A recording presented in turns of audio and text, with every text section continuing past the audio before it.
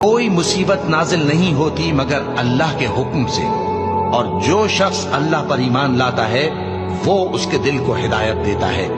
اور اللہ ہر چیز سے باخبر ہے۔ اور اللہ کی اطاعت کرو اور اس کے رسول کی اطاعت کرو، بس اگر تم منہ پھیر لوگے تو ہمارے پیغمبر کے ذمے تو صرف پیغام کا کھول کھول کر پہنچا دینا ہے۔ اللہ جو معبود برحق ہے،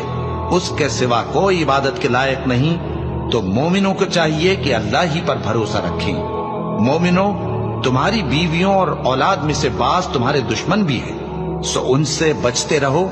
اور اگر معاف کر دو اور درگزر کرو اور بخش دو تو اللہ بھی بخشنے والا ہے، مہربان ہے۔ تمہارا مال اور تمہاری اولاد تو آزمائش ہے، اور اللہ کے ہاں بڑا اجر ہے، سو جہاں تک ہو سکے اللہ سے ڈرو اور اس کے احکام کو سنو اور اس کے فرمانبردار رہو اور اس کی راہ میں خرچ کرو، یہ تمہارے حق